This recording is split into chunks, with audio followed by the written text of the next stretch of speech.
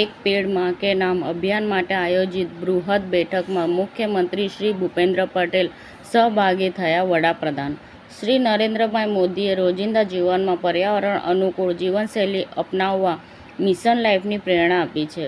કેન્દ્રીય ગૃહમંત્રી શ્રી અમિતભાઈ શાહના ગાંધીનગર લોકસભા મત વિસ્તારમાં 1.25 કરોડ વૃક્ષો ઉછેરવાના સંકલ્પને સાકાર કરવા આપણે સૌ સંકલ્પબદ્ધ થઈએ.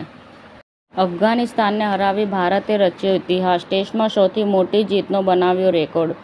ભારતના સ્પિનરો સાથે અફઘાન બેટરો ફ્લોપ, કેપ્ટન શુભમન ગિલ અને કેએલ રાહુલની શાનદાર સદી.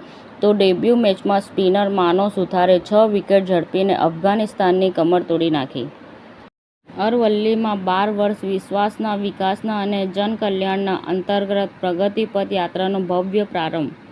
કોકરોચ જનતા પાર્ટીના સ્થાપક અભિજીત દીપકનું મહત્વપૂર્ણ નિવેદન. ધર્મેન્દ્ર પ્રધાનનું રાજીનામું લેવાની જવાબદારી પીએમ મોદીની છે. કાનપુરથી ગ્લોબલ સુધી આરએસપીએલ ગ્રુપે 50 વર્ષ પૂર્ણ કર્યા. ભારતની વિકાસગાથામાં મહત્વપૂર્ણ યોગદાન આપ્યું. સુરત નાસિર નગર ડેમોલિશન, ગરીબ પરિવારોને ન્યાય અને જવાબદારો સામે કાર્યવાહી માટે સરકાર સમક્ષ રજૂઆત. મોડાસા નાગરિક બેંક ચૂંટણીમાં વિશ્વાસ પેનલનો દબદબો.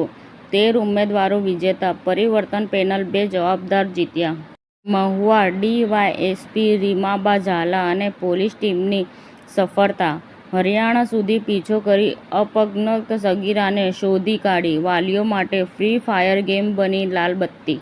રાહવીર યોજના માટે ભારતના સૌથી મોટા મોડી સમુદાયને એકત્ર કરવા માટે રેપિડો અને મોર્થએ હાથ મિલાવ્યા. મોડાસા સાર્વજનિક હોસ્પિટલનો કર્મી બુટલેગર નીકળ્યો. હોસ્પિટલ બહાર કારમાંથી મોટી માત્રામાં દારૂ જપ્ત. સમાચાર ટુડે ન્યૂઝ ચેનલની ટીમ અને જે સત્ય છે તે જ બતાવશે. આપ જોતા રહો સમાચાર ટુડે ન્યૂઝ ચેનલ.